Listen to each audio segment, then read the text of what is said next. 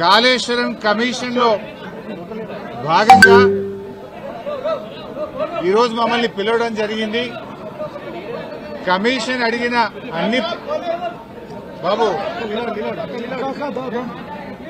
Commission అడిగినటువంటి అన్ని ప్రశ్నలకు కూడా సమాధానాలు చెప్పడం జరిగింది. వారికి సమాధానాలు నోటి మాటగా చెప్పడమే కాదు, అన్ని రకాల ఎవిడెన్స్లు కూడా పూర్తి స్థాయిలో అందించడం జరిగింది. నేను మీడియాతో కూడా ఒకటే కోరుతా ఉన్నా, ఎందుకంటే మేము కమిషన్ ముందు హాజరై వచ్చి ఇక్కడ నేను రాజకీయాలు మాట్లాడడమో ఇతర అంశాల జోలికి వెళ్లను. రాజకీయాలుంటే రేపు మాట్లాడుకుందాం, క్వశ్చన్ అండ్ ఆన్సర్స్ రేపు అడగండి, అన్నిటికీ ఆన్సర్ ఇస్తా. బట్ ఈరోజు ఎందుకంటే కమిషన్ ముందు ఏం జరిగిందో మీకు కావాలి, ఎందుకంటే ఐ కెనాట్ మిస్గైడ్. లోపల ఒకటి చెప్పి బయట ఒకటి చెప్పడం అనేది తప్పవుతుంది. లోపల ఏం జరిగింది, కమిషన్ కు నేను ఏం చెప్పాననేటువంటి అంశాలు మాత్రమే మీ ముందు ఉంచుతాను. మీకు మిగతా ఎన్ని క్వశ్చన్స్ ఉన్నా, ఎన్ని పొలిటికల్ గా కావాలన్నా రేపు మాట్లాడుకుందాం. Today I will not speak any politics. ముఖ్యంగా మొట్టమొదలు తమ్మిడిహట్టి నుంచి మేడిగడ్డకు ఎందుకు మార్చారు అనే దాని మీద చాలాసేపు డిస్కషన్ జరిగింది. దానికి నేను సవివరంగా సమాధానం చెప్పడం జరిగింది. ముఖ్యంగా కొత్తగా ఏర్పడ్డ తెలంగాణ ప్రభుత్వం తమ్మిడిహట్టి దగ్గరే దాన్ని కట్టడానికి అన్ని రకాల ప్రయత్నం చేశాము. నేను ఇరిగేషన్ మంత్రి అయినప్పుడు రివ్యూ చేసుకుంటే ప్రాణహిత చేవెళ్ల ప్రాజెక్టును 7 భాగాలు 28 ప్యాకేజీలుగా నిర్ణయించి టెండర్లు పిలిచి పనులు ప్రారంభించారు. హెడ్ దగ్గర పని స్టార్ట్ చేయకుండా తోకల దగ్గర పని స్టార్ట్ చేసిండ్రు. ఎక్కడైతే నీళ్లు డ్రా చేయాలో, ఎక్కడైతే తమ్మిడిహట్టి దగ్గర నుంచి నీళ్లు తేవాలో అక్కడ నుంచి పని ప్రారంభించకుండా ఎక్కడెక్కడో కాలువలు టన్నెలు తవ్వారు. సో నేను ఇరిగేషన్ మంత్రి అయిన తర్వాత రివ్యూ చేసి, మరి ఈ ప్రాజెక్టు ఆల్రెడీ ఖర్చు జరిగింది కదా, దీన్ని కొనసాగించాలని అప్పటి మహారాష్ట్ర కాంగ్రెస్ ప్రభుత్వానికి మేము కన్సల్ట్ చేశాం.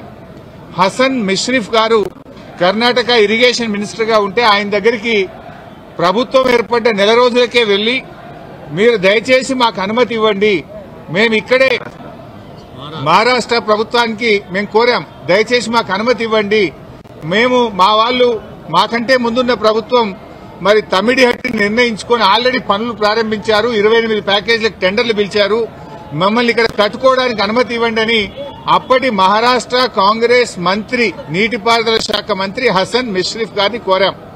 ఆ మినిట్స్ ఆఫ్ ద మీటింగ్ కూడా కమిషన్ కి అందించాను. ఆనాడు ఇరిగేషన్ మంత్రిగా ఉన్నటువంటి మిష్రిఫ్ గారు చాలా స్పష్టంగా ఏం చెప్పిందంటే, మేము 7 ఏళ్లుగా ఇక్కడ కట్టడానికి ఒప్పుకోలేదు, మా రాష్ట్రంలో ధర్నాలు ఉద్యమాలు జరుగుతా ఉన్నాయి, మేము 152 మీటర్ల దగ్గర ఒప్పుకోలేము, ఈ విషయం మీద మా ముఖ్యమంత్రి పృథ్వీరాజ్ చౌహాన్ గారు మీ ముఖ్యమంత్రి కిరణ్ కుమార్ రెడ్డికి ఇప్పటికే లేఖ రాశారు అని ఆ లేఖ నాకు అందించారు. ఆ లేఖని ఇప్పుడు కమిషన్ దృష్టికి తీసుకుపోయాను నేను. ఆ లేఖలో ఏముందంటే, మీకు మీరుగా నిర్ణయించుకొని పనులు ప్రారంభిస్తే మీరు చేసే ఖర్చు, మీరు చేసే డబ్బు ఏదైతే ఖర్చు చేస్తుందో అదంతా వృధాగా మారే అవకాశం ఉంది అని పృథ్వీరాజ్ చౌహాన్ గారు మన రాష్ట్ర ముఖ్యమంత్రికి రాసిన లేఖను ఆనాటి కాంగ్రెస్ మంత్రి నాకు ఇచ్చారు. అంటే మీరు ఇట్లా పోతున్నారు, తప్పు అనే విషయం, ఆ విషయం కూడా కమిషన్ దృష్టికి తీసుకుపోయాం. ఎట్ ద సేమ్ టైం ఒక 5-6 మీటింగ్లు జరిగినాయి మహారాష్ట్ర తెలంగాణ మధ్య. 5-6 మీటింగ్లు మినిస్టర్ లెవెల్లో, ఇంజనీర్ల లెవెల్లో, ఫైనల్ గా ముఖ్యమంత్రి కేసీఆర్ గారు స్వయంగా మహారాష్ట్రకు వచ్చి మహారాష్ట్ర ముఖ్యమంత్రి ఫడ్నవీస్ గారితో జరిగిన చర్చల మొత్తం సారాంశాన్ని వారికి చెప్పే ప్రయత్నం చేశాం. ఎందుకంటే అనేక ప్రయత్నాలు చేశాం. మహారాష్ట్రలో కాంగ్రెస్ ప్రభుత్వంపై బీజేపీ ప్రభుత్వం వచ్చింది. అప్పుడు గిరీష్ మహాజన్ గారు నీటిపారుదల శాఖ మంత్రిగా ఉంటే 2015 జనవరిలో నేను వెళ్లి గిరీష్ మహాజన్ గారిని కూడా, మీరు ఎంత నష్టపరిహారం అడిగినా ఇస్తాము, దయచేసి మాకు ఉద్యమాల్లో నుంచి వచ్చిన ప్రభుత్వం, నీళ్ల కోసమే తెలంగాణ ఉద్యమం జరిగింది, నీళ్లే మాకు జీవాధారం, మాకు తమ్మిడిహట్టి దగ్గర అనుమతించండి అని గిరీష్ మహాజన్ గారిని కూడా కోరాం. ఆయన కూడా ససేమిరా అన్నారు. అప్పుడు మన రాష్ట్ర ముఖ్యమంత్రి కేసీఆర్ గారు స్వయంగా మహారాష్ట్రకు వచ్చి అక్కడ మహారాష్ట్ర రాజ్భవన్ లో విద్యాసాగర్ రావు గారి గవర్నర్ గారి సమక్షంలో మహారాష్ట్ర ముఖ్యమంత్రి ఫడ్నవీస్ గారిని 17 ఫిబ్రవరి 2015 రోజు తమ్మిడిహట్టి దగ్గర బ్యారేజ్ కట్టడానికి అనుమతి ఇవ్వండి అని అనేక రకాలుగా కేసీఆర్ గారు మహారాష్ట్ర ప్రభుత్వాన్ని మహారాష్ట్ర ముఖ్యమంత్రి గారికి విజ్ఞప్తులు చేశారు. అయినా వారు ససేమిరా అన్నారు. ఫడ్నవీస్ గారు మాట్లాడుతూ మాకంటే ముందు 7 ఏళ్లు కాంగ్రెస్ ప్రభుత్వం ఉండే, 7 ఏళ్లు కాంగ్రెస్ ప్రభుత్వం తమ్మిడిహట్టి దగ్గర ఒప్పుకోనప్పుడు ఇవాళ నేను బీజేపీ గవర్నమెంట్ ఆ రోజు తమ్మిడిహట్టి దగ్గర కట్టొద్దని నేనే ధర్నాలు చేసినా పోరాటాలు చేసినా ఇవాళ నేనెట్లా ఒప్పుకుంటా, రాజకీయంగా అది ఎట్లా సాధ్యమవుతుంది, ఒప్పుకునే ప్రశ్నే లేదని ఆ రోజు కరాఖండిగా మహారాష్ట్ర ముఖ్యమంత్రి గారు కేసీఆర్ గారికి చెప్పారు.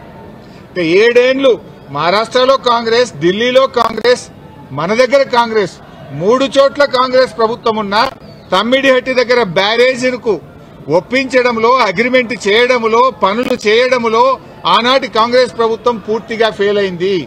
నాటి కాంగ్రెస్ ప్రభుత్వంలో ఉత్తమ్ కుమార్ రెడ్డి, కోమటిరెడ్డి వెంకటరెడ్డి, శ్రీధర్ బాబు వీళ్లే తెలంగాణ ప్రాంతం నుంచి మంత్రులుగా ఉన్నారు. మీరు పట్టించుకోలే, 7 ఏళ్లు మీరు చేయలే. బట్ అయినా మేము అన్ని రకాలుగా ప్రయత్నం చేశాం. ఇంత మధ్యలోనే ఈ సమయంలోనే సెంట్రల్ వాటర్ కమిషన్ తమ్మిడిహట్టి దగ్గర నీళ్లు లేవు అని 2 లేఖలు రాసింది. 2 లేఖల్లో స్పష్టంగా అక్కడ నీటి లభ్యత తక్కువ ఉంది, మీరు ప్రత్యామ్నాయం చూసుకోండి అని మనకు కేంద్ర సిడబ్ల్యూసి మనకు చెప్పడం జరిగింది. అదేవిధంగా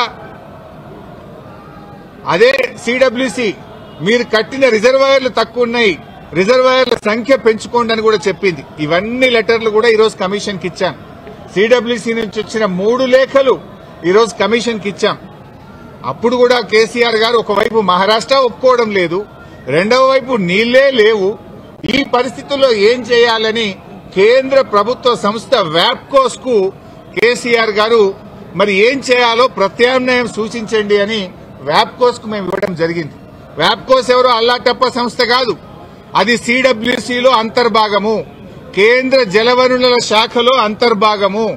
ఆ వ్యాప్కోస్ కి ఇస్తే వ్యాప్కోస్ లైడార్ సర్వే చేసి డీటెయిల్డ్ గా ఎగ్జామిన్ చేసి మాకు మేడిగడ్డ దగ్గర నీటి లభ్యత ఉంటుంది, అక్కడ ప్రాజెక్టు కట్టుకోండి అని వ్యాప్కోస్ అనే సంస్థ చెప్పింది.